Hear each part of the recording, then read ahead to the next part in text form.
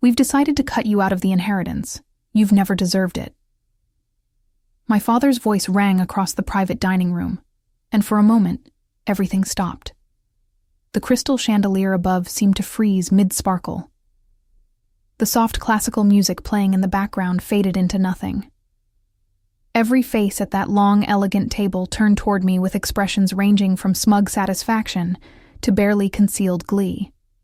I sat there, fork halfway to my mouth, staring at the man who raised me. Around us, my entire extended family had gathered: aunts, uncles, cousins, even my grandmother. The restaurant my parents had chosen was one of those places where you needed a reservation months in advance, where the waiters wore white gloves and the menu had no prices.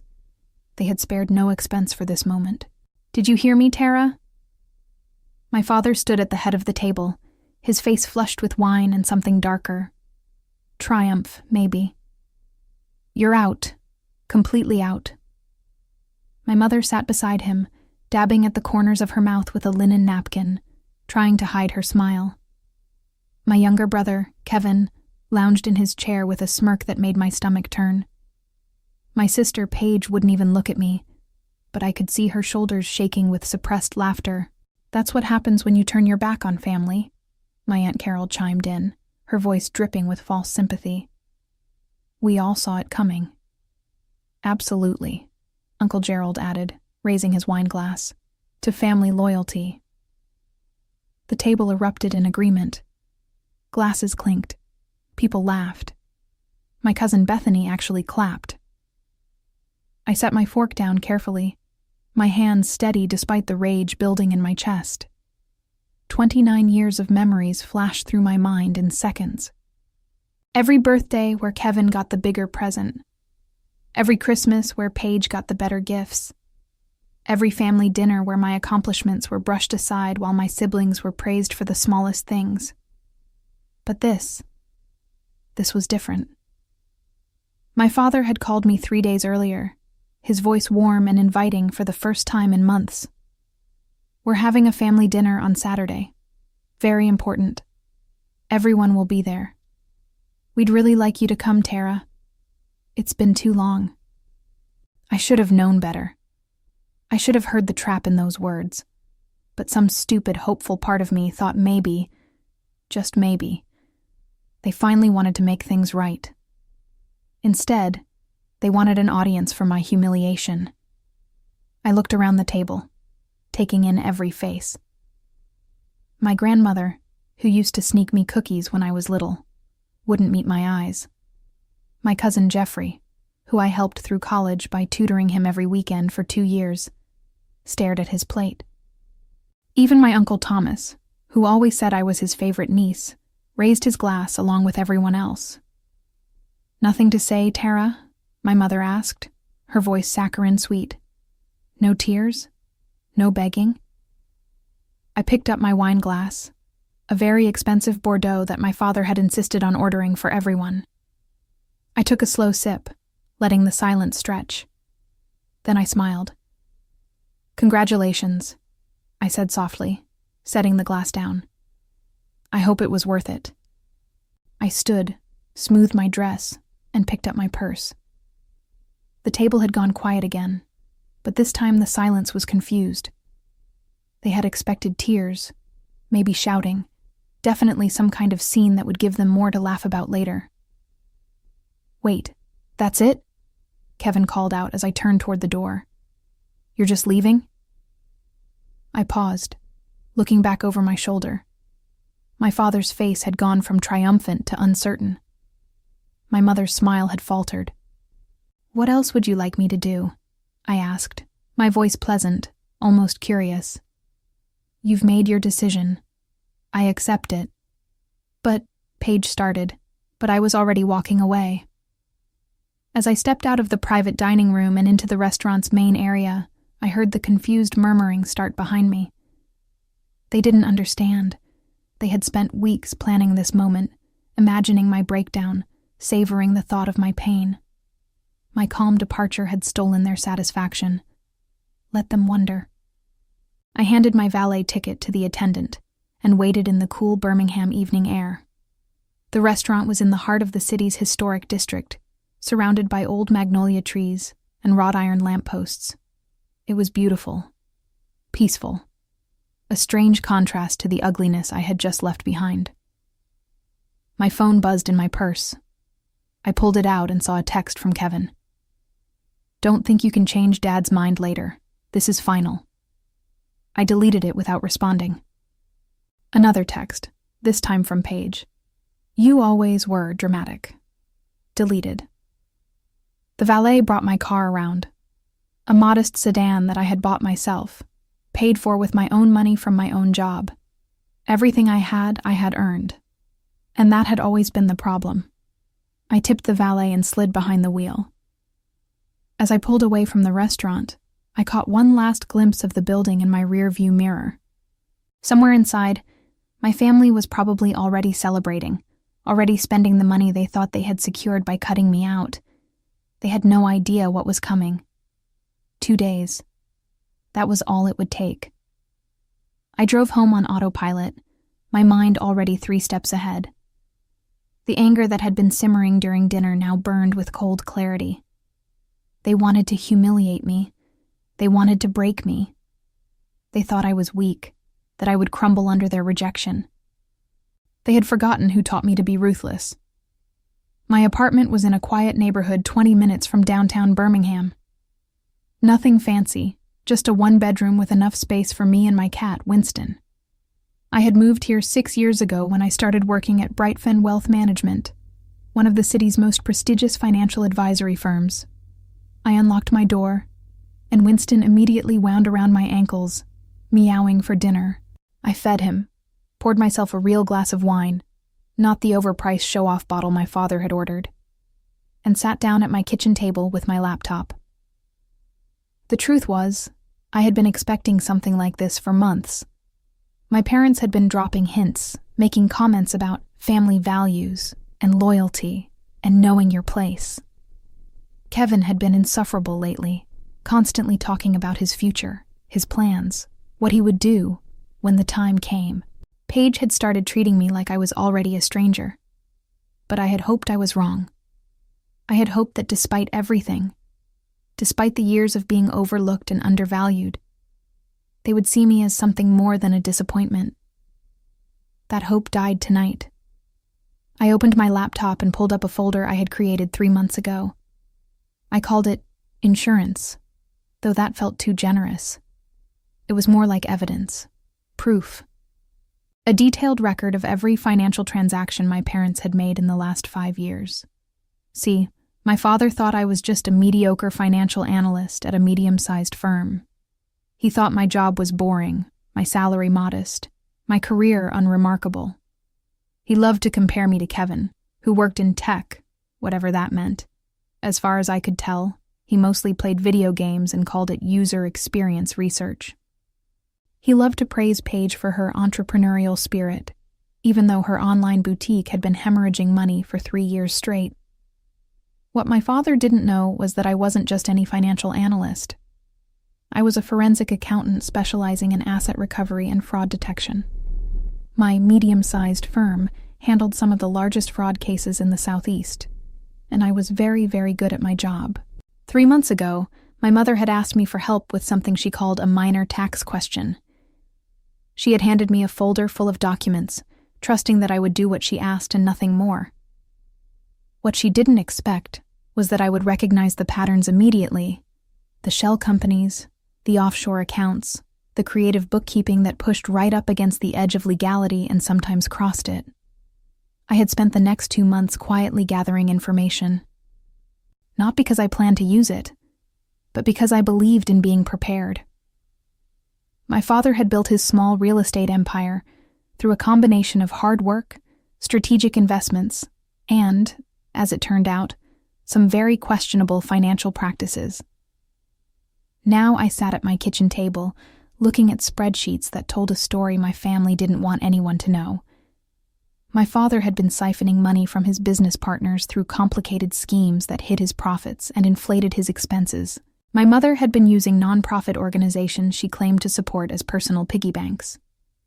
Together, They had built a house of cards that looked impressive from the outside, but would collapse the moment anyone looked too closely.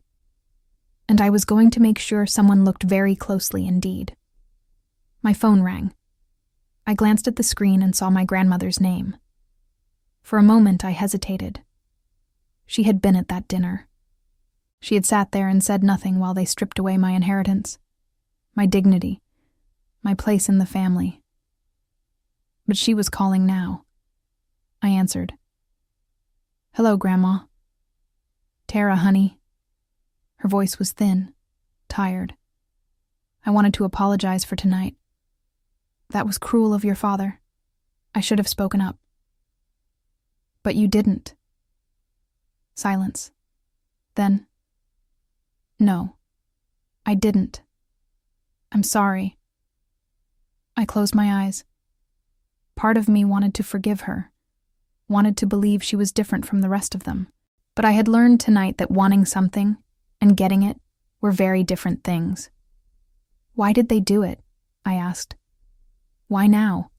What did I do that was so terrible?" My grandmother sighed. "It wasn't about what you did, sweetheart. It was about what you didn't do. You didn't need them. You didn't come begging for money or help or approval. You built your own life, and that scared them. Your father likes to be needed. He likes to be important. You made him feel irrelevant. So he cut me out of the inheritance. The inheritance that was never really yours to lose," she said softly.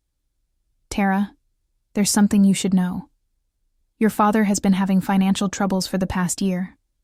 Big troubles. The inheritance you think exists, most of it is already gone. Tonight was theater. He wanted to hurt you before you found out there was nothing left to inherit anyway." My hand tightened on the phone. "Are you sure?" "I'm old, not stupid. I know what I see." After we hung up, I sat in the dark kitchen, processing this new information. My father was broke. The great inheritance he had dangled over our heads our entire lives was a fiction. And he had gathered the whole family together to humiliate me before the truth came out. I smiled in the darkness. This was going to be even better than I thought. Sunday morning dawned clear and bright, mocking the darkness of my mood. I had spent most of the night reviewing files, making notes, planning my next moves. Winston had given up trying to lure me to bed around 2 a.m. and simply curled up on a stack of papers beside my laptop. Now, sitting at my favorite coffee shop with a triple-shot latte, I was ready. I pulled out my phone and composed a message to someone I had worked with on a major fraud case 6 months ago. Timothy was an investigative journalist for the Birmingham Tribune who specialized in financial crimes and corruption. We had developed a good working relationship during the case. I provided the technical expertise. He wrote the stories that brought attention to the fraud. "Hey, Timothy," I typed. "Remember when you said you owed me a favor? I might have a story for you. Interested?" His response came back in less than a minute. "Always." "What are we talking about?"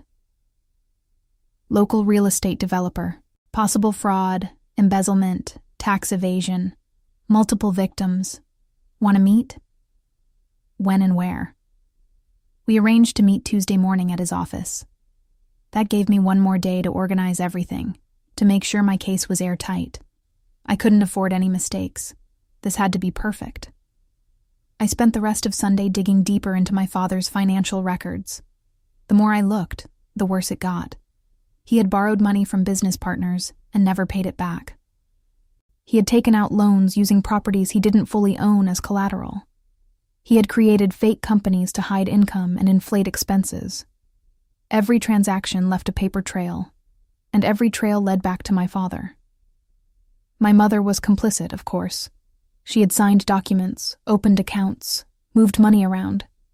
They had built this empire of deception together, and they would fall together too. Monday morning, I went to work as usual. My boss, Patricia, noticed I was more focused than usual.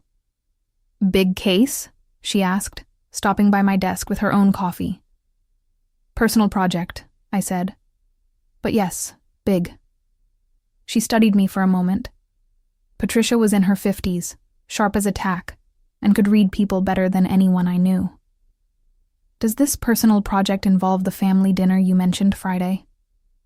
I had told her I was dreading a family event. I hadn't told her why.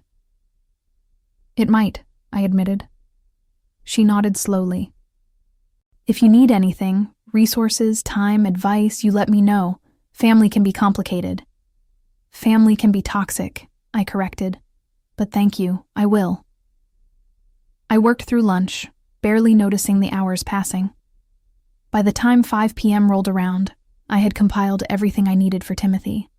Bank statements showing suspicious transfers, property records revealing fraudulent deals, email chains between my father and his business partners that proved he knew exactly what he was doing, contract agreements with forged signatures, tax returns that didn't match actual income.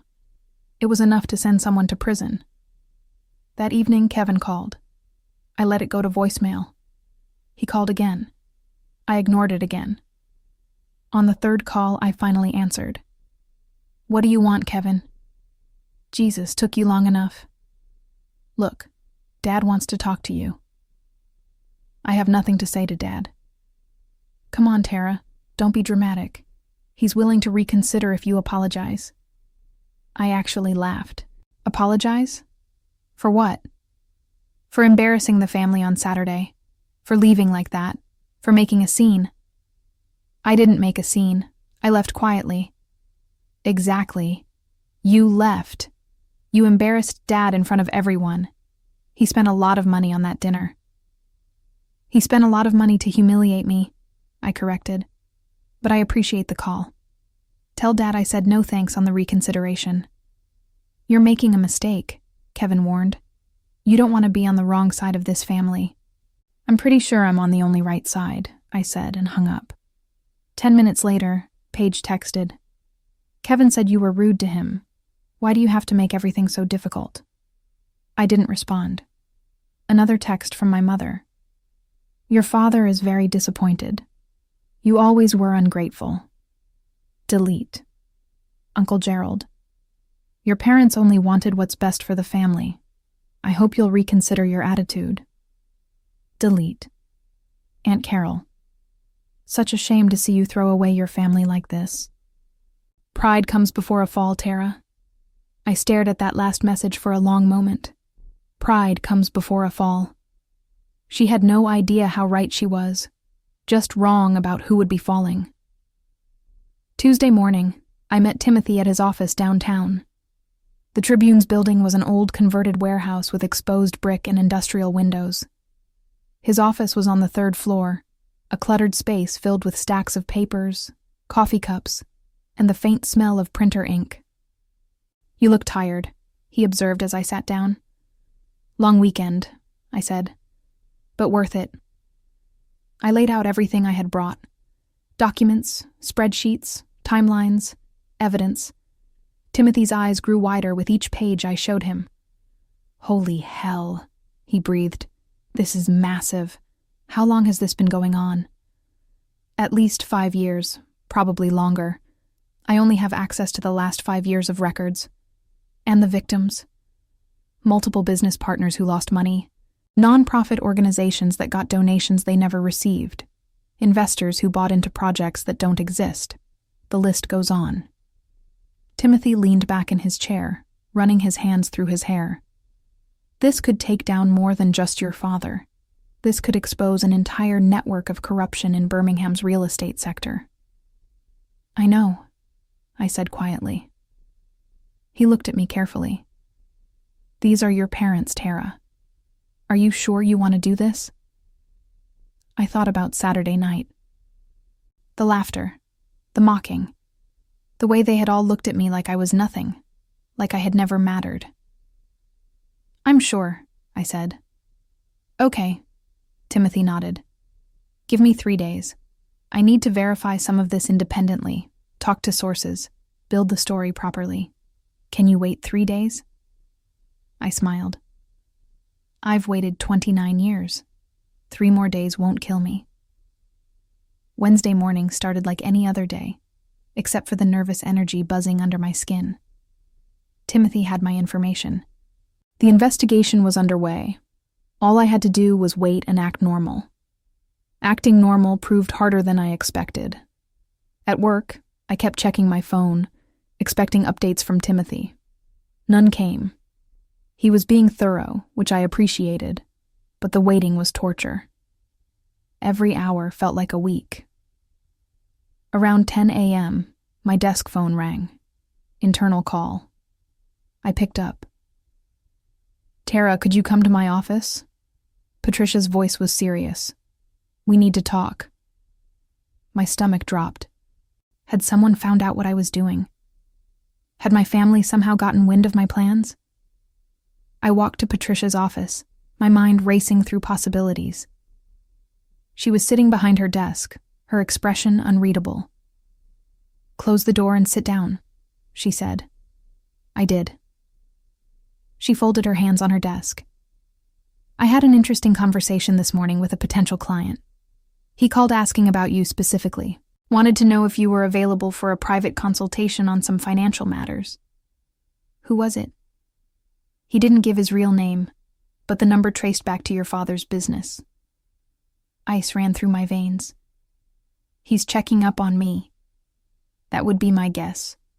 He asked about your qualifications, your specialty, your recent cases. I told him you were one of our best forensic accountants, and that if he wanted to hire you, he'd need to go through proper channels and fill out our intake paperwork." "What did he say?" He hung up. Patricia leaned back in her chair. "Tara, whatever you're planning, be careful. If your father is sniffing around, he might suspect something." "He doesn't suspect anything," I said more confidently than I felt. "He thinks I'm weak, insignificant. He's probably just curious about what I actually do for a living." "Maybe." Patricia didn't sound convinced. "But paranoid men do dangerous things.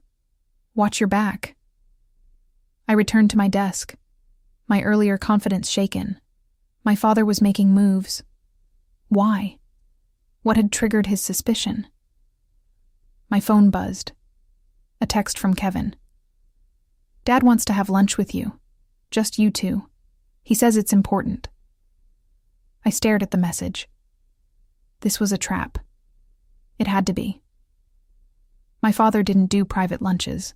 He didn't do one-on-one conversations unless he wanted something. I texted back. "Busy all week, maybe next month." Kevin's response was immediate. "He says it can't wait. Tomorrow at noon, the Summit Club. He'll be waiting." The Summit Club was my father's favorite restaurant, the place where he conducted business and impressed clients. It was expensive, exclusive, and exactly the kind of place where he felt powerful. I didn't respond. Another text from Kevin. "He's trying to make things right, Tara. Don't be stubborn." Then one from my mother. "Your father is extending an olive branch. The least you could do is show up." And Paige.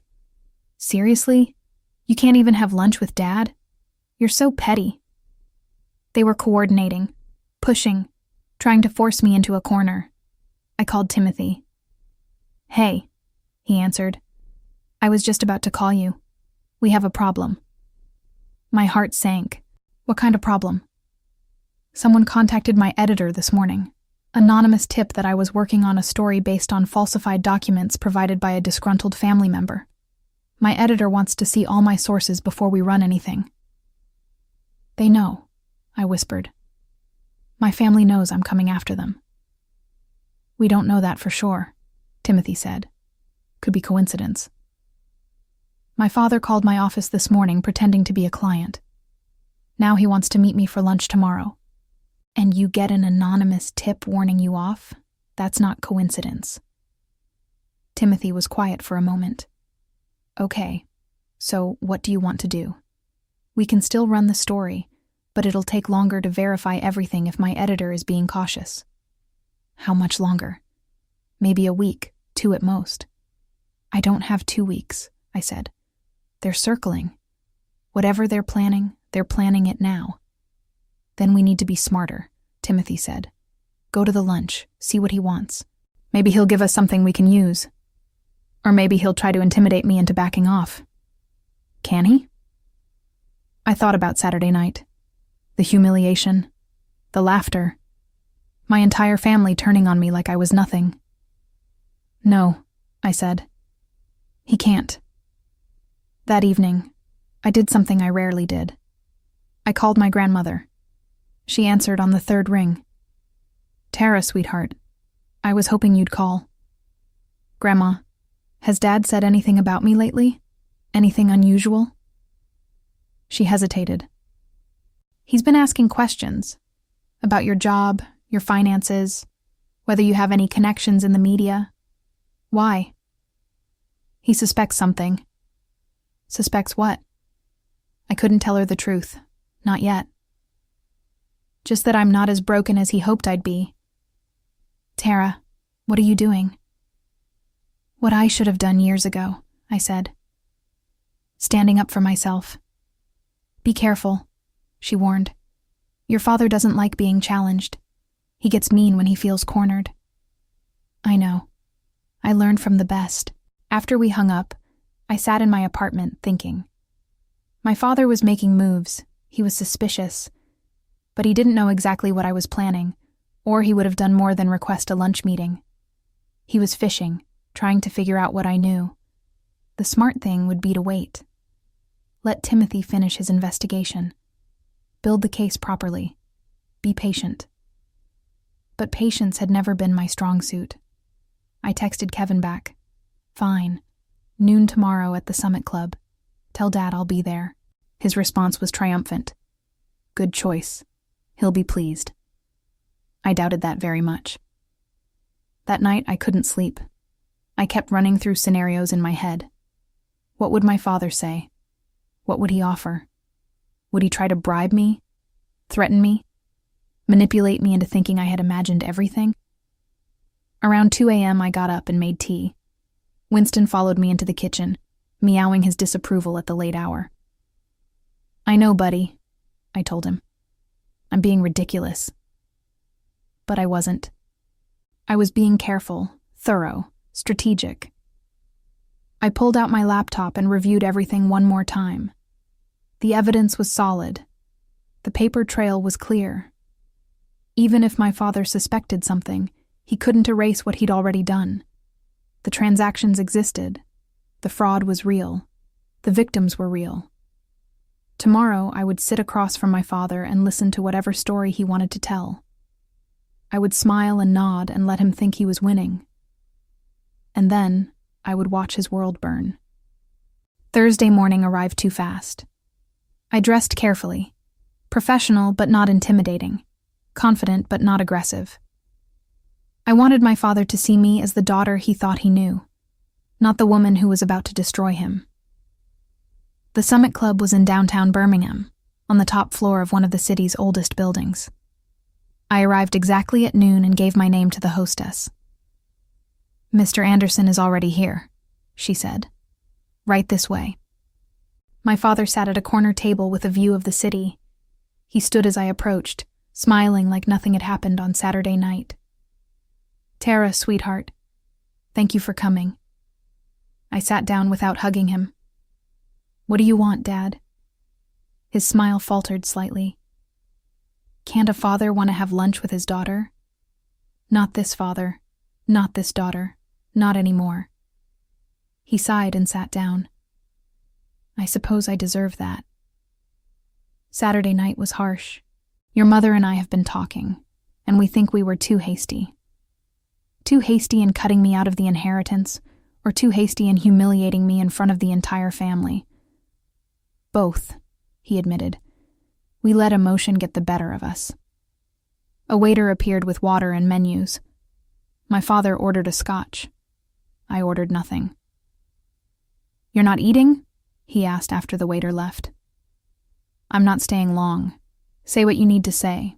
He studied me across the table, and I saw something flicker in his eyes. Confusion, maybe concern. This wasn't going how he had planned. Tara, I want to make things right between us. The inheritance situation was a mistake. We're willing to reconsider. Willing to reconsider, I repeated. How generous. Don't be sarcastic. I'm trying to fix this. Why now? What changed between Saturday and today? He shifted in his seat. Your mother feels guilty. She thinks we were too harsh. Mom doesn't feel guilty about anything she does, I said. Try again. The waiter brought his scotch. My father took a long sip before answering. Fine. You want the truth? We're concerned about you. After Saturday, we expected you to call, to fight back, to do something. Instead, you just disappeared. That's not like you. You don't know what's like me. You never bothered to find out. That's not fair. Saturday night wasn't fair, I countered. Spending 29 years watching you worship Kevin and Paige while treating me like an inconvenience wasn't fair. So forgive me if I don't care about your definition of fairness. My father's jaw tightened. There was the temper I remembered from childhood. Watch your tone. I'm still your father. Biologically, yes. In every way that matters, debatable. He set his glass down hard enough that nearby diners glanced over. I don't know what's gotten into you, but this attitude needs to stop. I'm offering you a chance to come back into the family, to restore your inheritance. Don't throw that away because of pride. It's not about pride, I said calmly. It's about self-respect. Something I should have developed years ago. Tara? Why did you call my office yesterday? The question caught him off guard. What? You called Bright Fen Wealth Management yesterday morning. Pretended to be a potential client. Asked questions about me. Why? He recovered quickly. I wanted to understand what you do. Your mother and I realized we don't know much about your career. Liar. The word hung between us like a grenade. Excuse me? His voice went dangerously quiet. You're lying. You didn't call because you care about my career. You called because you're worried about something. What is it, Dad? What are you afraid I know? His face went carefully blank. I don't know what you're talking about. Yes, you do.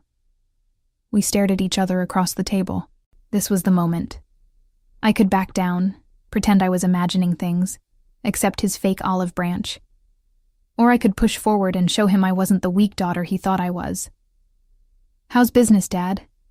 The real estate market must be challenging these days. It's fine. Really? Because I heard you've been having some financial difficulties. Cash flow problems, partner disputes, that kind of thing.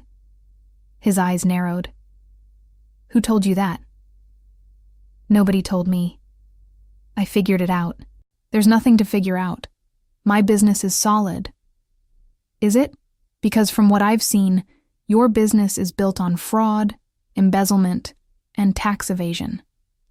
But hey, what do I know? I'm just the disappointing daughter with the boring job. The color drained from his face. What did you just say?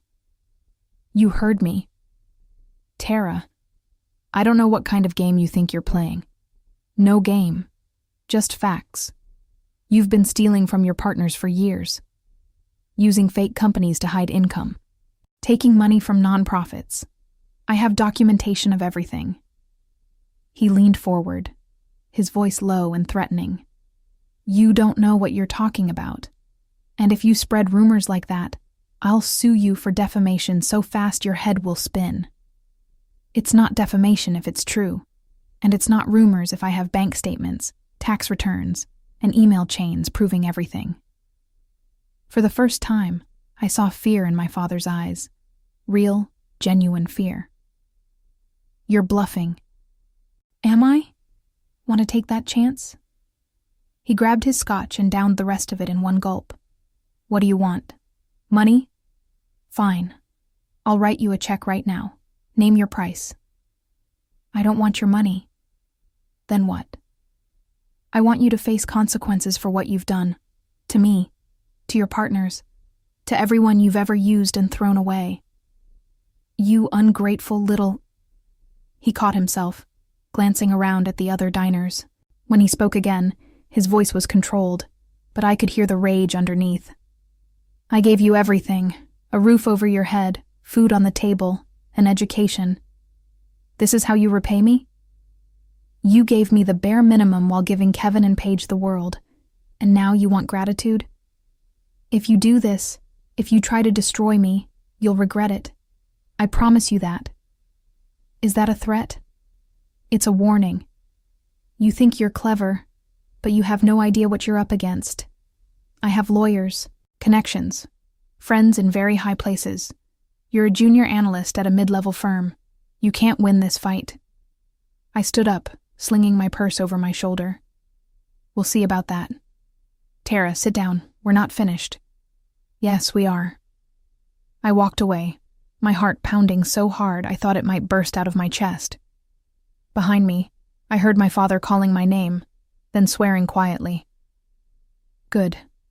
Let him be scared. Let him wonder what I was planning. I made it to my car before my hands started shaking. I gripped the steering wheel, taking deep breaths, trying to calm down. That had been more intense than I expected.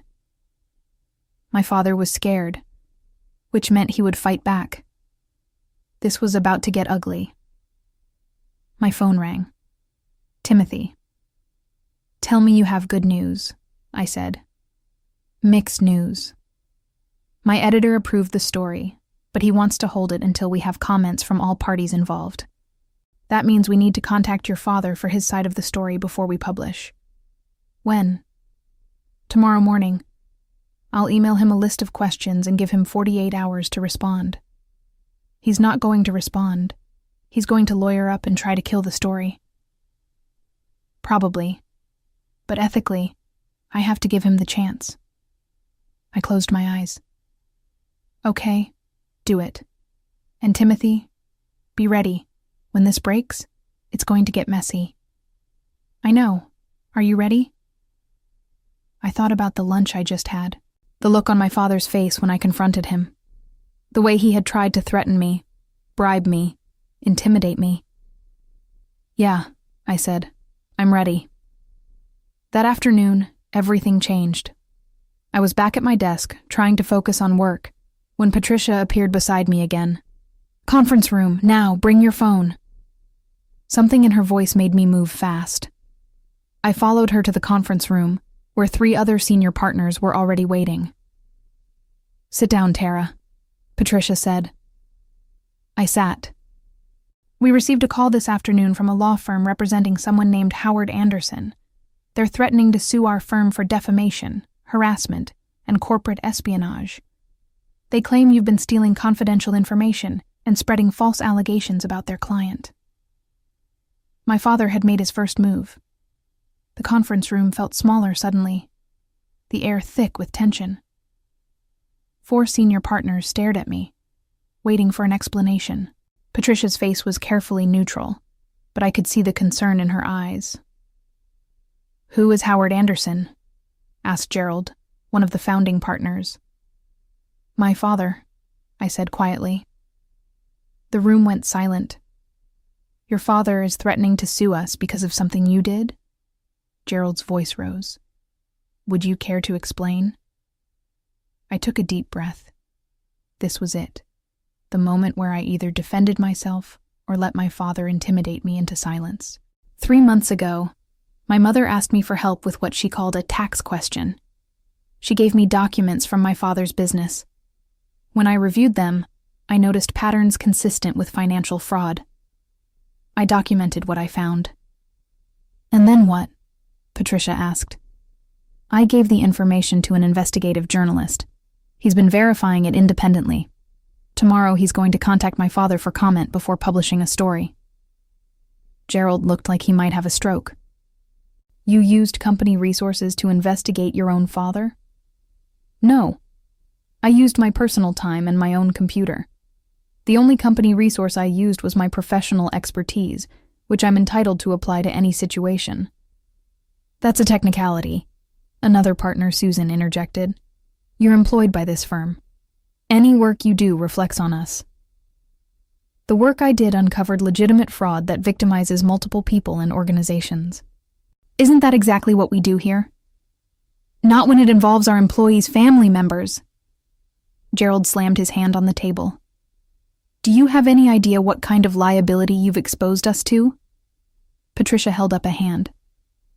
Let's all calm down. Tara, did you steal any documents? No. Everything I have was either given to me directly by my mother or is publicly available information. Did you misrepresent yourself or the firm in any way during this investigation? No. Did you use company time, equipment, or resources? No. Patricia looked at Gerald. Then technically, she hasn't violated any policies. That doesn't matter.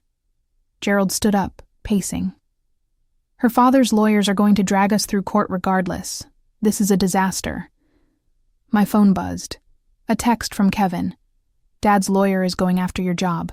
Hope you're happy. Another from Paige. You're destroying the family. I hope it was worth it. Then my mother. How could you do this to us? After everything we've given you. I turned my phone face down on the table. There's something you all should know, I said. My father doesn't have a case. He's bluffing. This is intimidation, pure and simple. He's hoping that by threatening the firm, you'll force me to back down. And will you? Susan asked. Back down? I met her eyes. No. Then you're suspended, Gerald announced. Effective immediately. Until this situation is resolved, you're not to come into the office or have any contact with clients. You can't suspend me for something I did on my personal time. We can, and we are, for the protection of the firm. I looked at Patricia. She gave me the slightest shake of her head. Don't fight this right now. I stood up.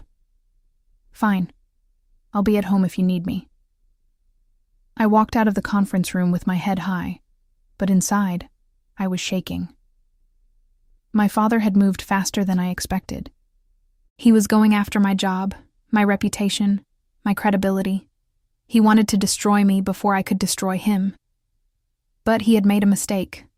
By showing his hand this early, by threatening my firm, he had proven that he was scared. And scared people make mistakes. I drove home in a daze. This was escalating faster than I had planned. The story wasn't even published yet, and already my father was launching attacks. What would he do when the article actually came out? My phone rang. Timothy, I heard about your firm, he said. I'm sorry. How did you? Your father's lawyer called my editor too. Threatened us with a lawsuit if we publish anything. Claimed you're a disgruntled daughter spreading malicious lies. Are you backing off? Hell no. But my editor wants to move up the timeline. We're publishing tomorrow morning instead of next week. We're not giving your father time to bury this story. Tomorrow. The article would be public tomorrow. Okay, I said. Do it. Tara, are you sure? Once this is out there, there's no taking it back. I thought about Saturday night. The humiliation, the laughter. My father's smug face as he announced I was cut out of the inheritance. Then I thought about today's lunch, the threats, the intimidation, the way he had tried to destroy my career. I'm sure. All right. The article goes live at 6 a.m. I'll send you a link when it's up. After we hung up, I sat in my car in my apartment parking lot. Tomorrow morning, my father's world would start to crumble. By noon, everyone in Birmingham would know what he had done. By evening, his business partners would be calling their lawyers, and I would be the one who made it happen. My phone buzzed again. Another text from Kevin. Whatever you think you know, you're wrong. Dad's a good man. I stared at that message for a long time. Kevin honestly believed it. They all did. They had bought my father's carefully constructed image of the successful businessman, the devoted family man, the pillar of the community. They had no idea who he really was. I went inside and fed Winston, poured a glass of wine, and tried to eat something. I couldn't. My stomach was in knots. I kept checking my phone, watching the minutes tick by. 20 hours until the article published. 20 hours until everything changed. Around 8 p.m., my grandmother called. "Tara, what's happening? Your father called me tonight, very upset. He says you've been spreading lies about him." "They're not lies, Grandma." "What do you mean?" I told her everything. The fraud, the embezzlement, the fake companies, the stolen money. I told her about the article coming out tomorrow morning. When I finished, she was quiet for a long time. "Tara, sweetheart, you need to understand something. Your father comes from a family that values loyalty above everything. What you're doing, exposing him publicly, that's the worst kind of betrayal in his eyes. He betrayed me first. He's been betraying people for years. I know, and he deserves to face consequences. But you need to be prepared for what comes next. Your father won't go down quietly. He'll fight back with everything he has." "I know. And the rest of the family will take his side. They always do." "I know that too. Then you also know that after tomorrow, you'll be completely alone. No family, no support. Are you prepared for that?" I looked around my small apartment. Winston was curled up on the couch, purring softly. My laptop sat on the kitchen table, full of evidence that would bring down my father's empire. My phone was silent now, but tomorrow it would explode with messages. Some supportive, most accusatory. "Yes," I said. "I'm prepared." Because the truth was, I had been alone for a long time. Saturday night just made it official. "Then I'll pray for you," Grandma said softly.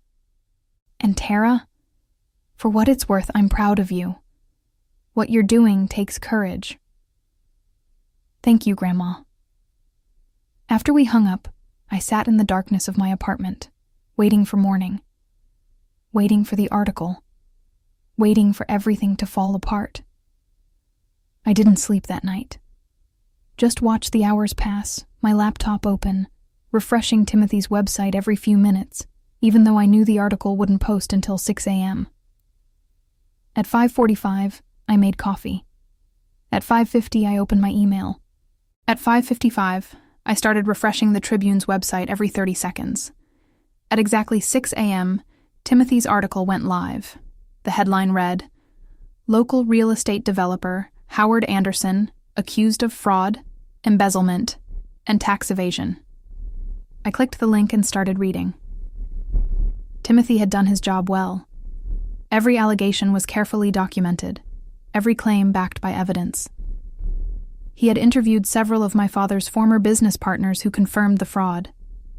He had obtained independent verification of the fake companies and hidden accounts. It was perfect, damning, undeniable. My phone started ringing immediately. I turned it off. This was it, the point of no return. By 7 a.m., my phone had accumulated 43 missed calls and over 100 text messages. I turned it back on just long enough to see who was trying to reach me. Kevin. 17 calls, 12 texts, all variations of "how could you?" and "you've destroyed everything." Paige. 9 calls, 23 texts, increasingly hysterical. The last one read, "Dad's crying. Are you happy now?" My mother. 8 calls, no texts. She preferred to deliver her venom verbally.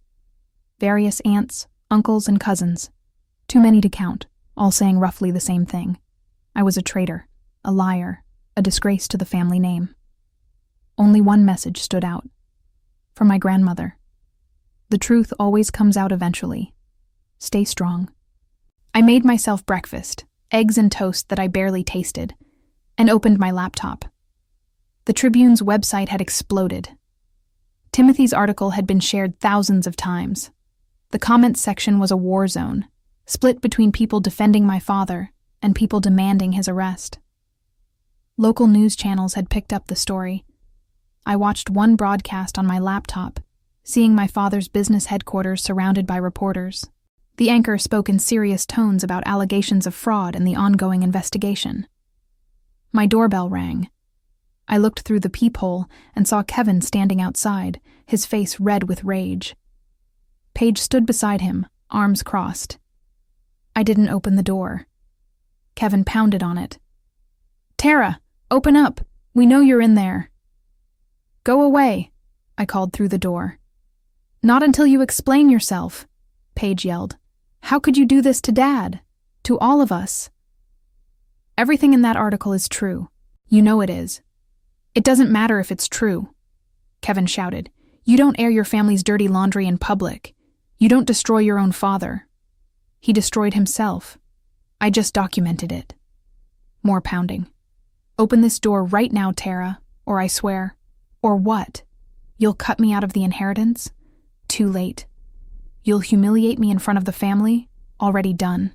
Face it, Kevin, you have no power over me anymore." The pounding stopped. I heard low, furious voices conferring.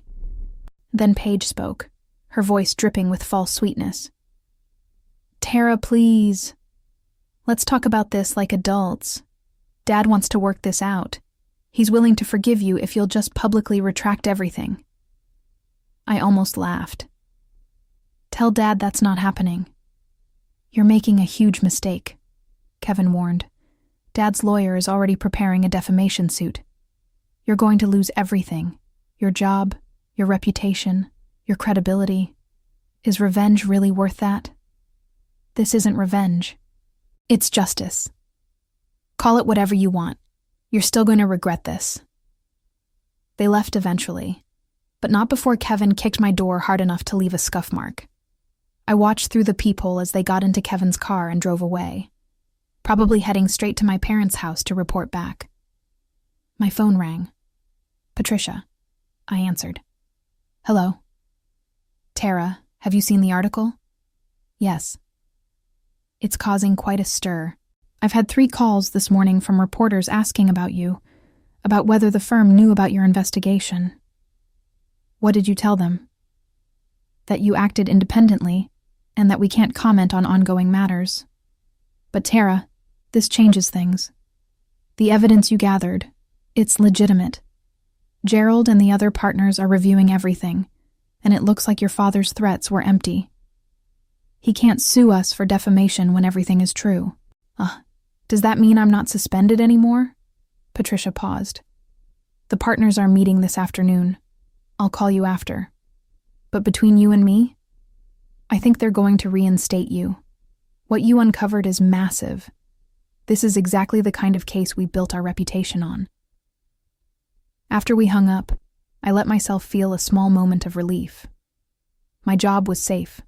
My career would survive. But the real battle was just beginning. At 10 a.m., my phone rang with a number I didn't recognize. Against my better judgment, I answered, "Tara." My father's voice, rough and tired. "We need to talk. We have nothing to talk about. Please, just 5 minutes, that's all I'm asking." Something in his tone made me pause. He sounded defeated, broken. Nothing like the confident, threatening man from yesterday's lunch. "5 minutes," I said. "Thank you. I want you to know that I never meant for things to get this bad between us. Saturday night was a mistake. The lunch yesterday was a mistake. I was scared and angry, and I lashed out. You've been lashing out at me for 29 years. I know, and I'm sorry. But this article, this public humiliation, this goes too far. You're destroying more than just me. You're destroying the whole family. The family destroyed itself when everyone chose to laugh at me instead of standing up for me. Tara, I'm begging you. Call the reporter. Tell him you were mistaken. Tell him you acted out of anger after Saturday night. We can say you misunderstood some documents, that you didn't have the full picture. My lawyers can work with their lawyers, and we can make this go away." "No." "Why not? What do you gain from this? You've already made your point.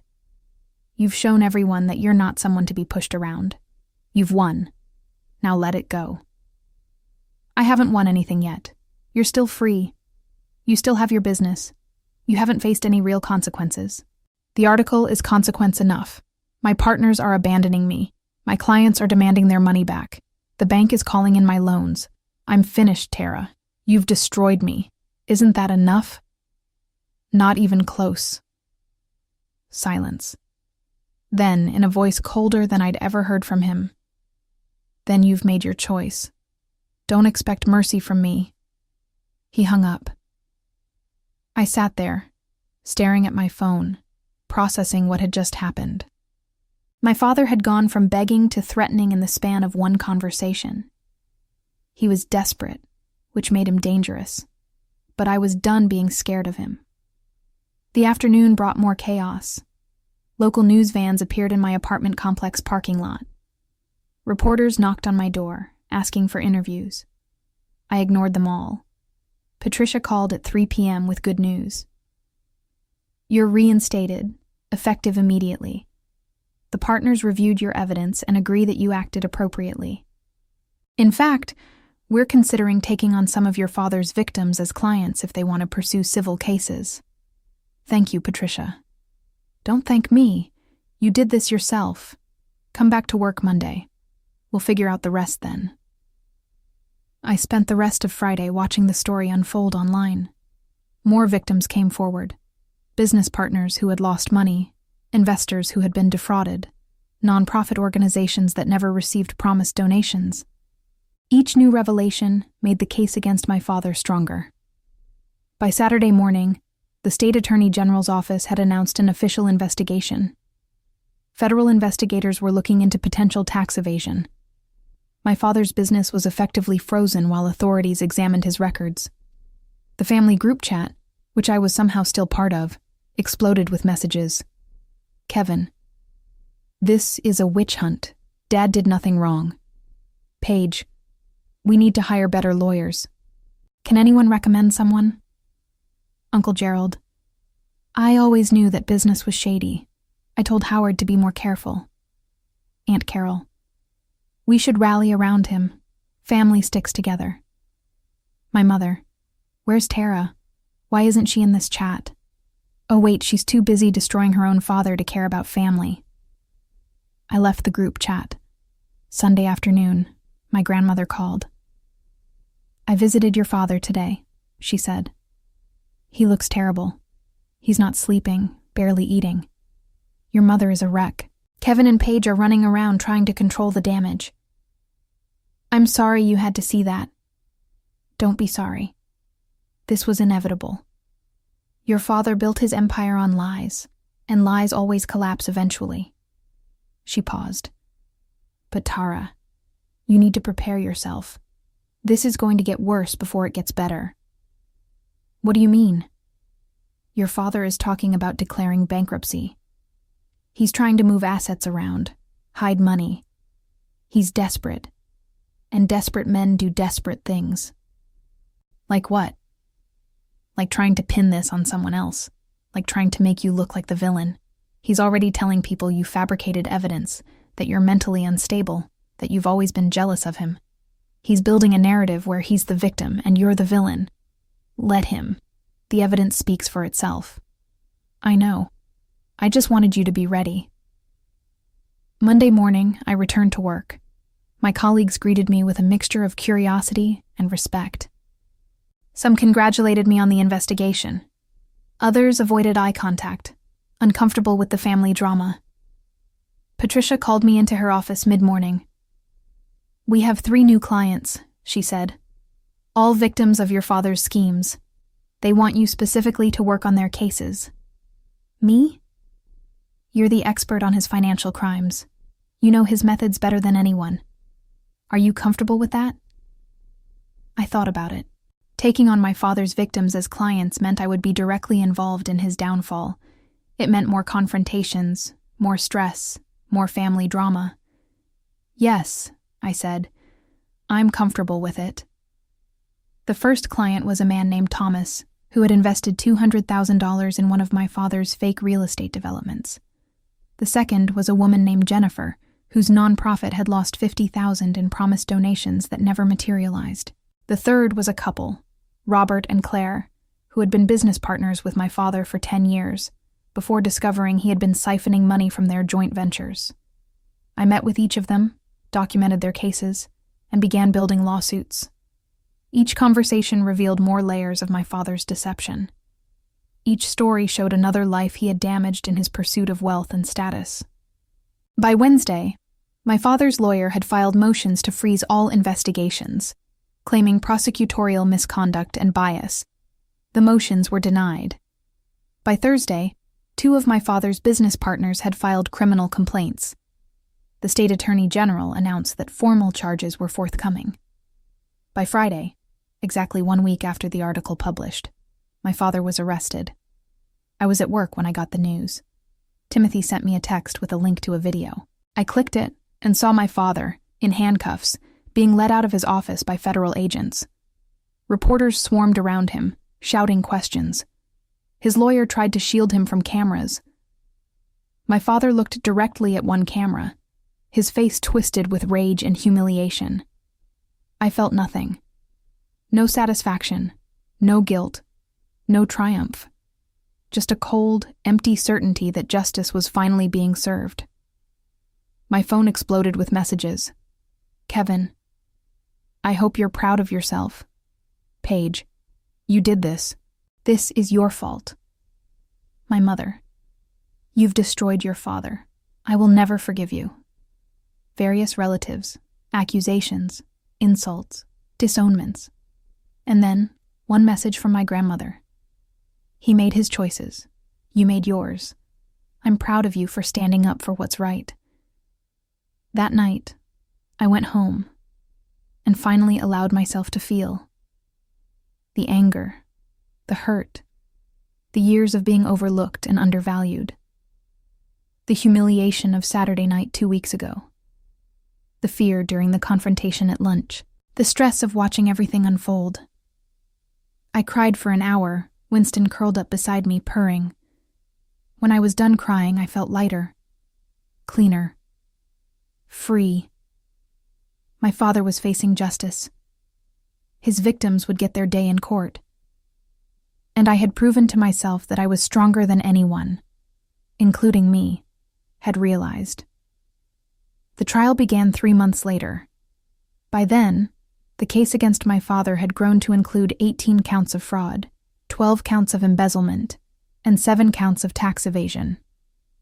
His business had collapsed completely. His assets had been frozen. His reputation was destroyed. I attended every day of the trial, sitting in the back of the courtroom. My father never looked at me. My mother, Kevin, and Paige sat on the opposite side, their faces masks of anger and grief. The prosecution called me as a witness on day 4. I walked to the stand, placed my hand on the Bible, and swore to tell the truth. The prosecutor was a woman named Catherine, sharp and thorough. Miss Anderson, can you explain how you first discovered your father's fraudulent activities? I walked the court through everything. The documents my mother had given me, the patterns I noticed, the investigation I conducted. I explained each piece of evidence calmly and professionally. My father's lawyer tried to discredit me during cross-examination. Isn't it true that you were angry with your father? Yes. And isn't it true that you wanted revenge? I wanted justice. But you admit you were motivated by anger? I was motivated by the truth. My anger was justified, but it didn't change the facts. The fraud happened whether I was angry about it or not. The lawyer tried different angles, but I had prepared for this. Every question, every attempt to paint me as a vengeful daughter, I deflected with facts and evidence. When I stepped down from the stand, I felt my father's eyes on me for the first time. I looked directly at him. He looked old suddenly, diminished. All the power and confidence that had defined him was gone. The trial lasted 6 weeks. The jury deliberated for 2 days. Guilty on all counts. I was at work when the verdict came in. Patricia called me into her office, and we watched the news conference together. The prosecutor stood outside the courthouse, flanked by several of my father's victims, announcing the conviction. "Justice has been served today," Catherine said. "Howard Anderson used his position and reputation to defraud dozens of people over many years. Thanks to the courage of whistleblowers and victims who came forward, he will now face the consequences of his actions." Sentencing was scheduled for 3 weeks later. In the meantime, my life continued to shift. My clients, the victims I had helped, expressed their gratitude. Some sent flowers. Others wrote letters. One couple invited me to dinner and spent the evening thanking me for giving them a chance at justice. My firm promoted me to senior forensic accountant, with a significant raise and expanded responsibilities. Patricia told me I had a bright future ahead of me. "You did something extraordinary," she said. "Not many people have the courage to stand up to family, especially when that family has power and resources. You should be proud." I was proud, but I was also exhausted. The sentencing hearing was held on a Tuesday morning in November. The courtroom was packed. My father's victims filled the gallery, along with reporters and curious onlookers. The judge, a stern woman in her 60s, listened as victim after victim stood and described how my father's crimes had impacted their lives. Thomas, who lost his retirement savings. Jennifer, whose nonprofit nearly closed because of missing funds. Robert and Claire, whose business partnership and friendship with my father had been built on lies. When it was my turn to speak, I walked to the front of the courtroom. "Your Honor, I'm not here as a victim, though in many ways I am one. I'm here as someone who once looked up to the man sitting at that table, someone who wanted nothing more than his approval and love. For years, I tried to earn it by being perfect, by achieving success, by making him proud. It never worked. And when I finally stood up for myself, when I refused to be silent about his crimes, he tried to destroy me." I looked at my father. He was staring at the table, refusing to meet my eyes. But he didn't destroy me. Instead, I found my own strength. I learned that real family isn't about blood or obligation. It's about respect, support, and love. The people who matter most aren't the ones who share your last name. They're the ones who stand beside you when everything falls apart. I returned to my seat. The judge thanked me and took a recess to consider sentencing. When she returned, her voice was firm. "Mr. Anderson, you have been convicted of serious crimes that harmed numerous individuals and organizations. You used your position of trust to manipulate and deceive. You showed no remorse, even when confronted with overwhelming evidence. Therefore, I sentence you to 15 years in federal prison, to be followed by 5 years of supervised release. You will also pay full restitution to all identified victims." My father's shoulders sagged. My mother sobbed. Kevin and Paige looked stunned. I felt nothing but relief. In the months that followed, my family's downfall continued. My mother filed for divorce, trying to salvage what little money remained after restitution payments. Kevin lost his job when his employer discovered his connection to the scandal.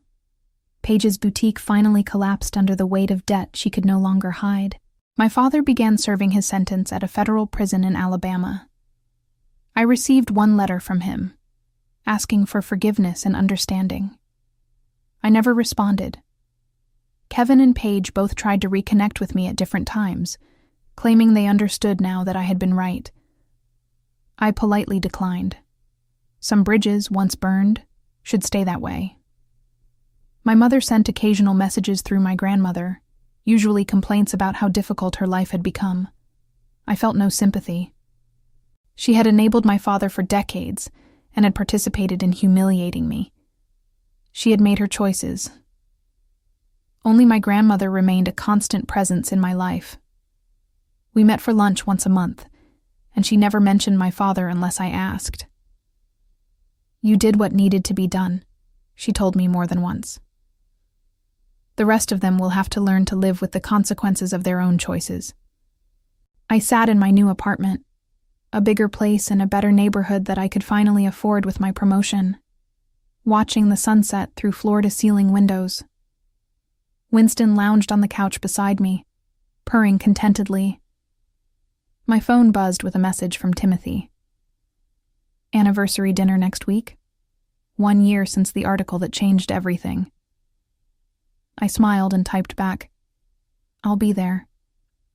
1 year.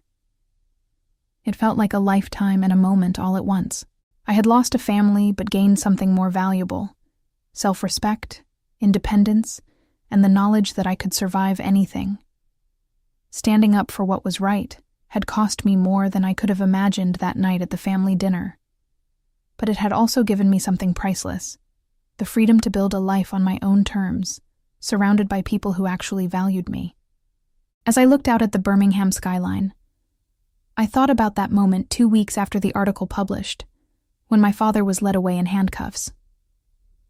I had felt empty then, uncertain if the price of justice was too high. Now, a year later, I knew the answer. Some revenge isn't about destruction. It's about liberation. It's about refusing to be silenced, refusing to accept injustice, refusing to let the people who hurt you continue hurting others. My father had taught me to be ruthless. He just never expected me to use those lessons against him, and that was his biggest mistake.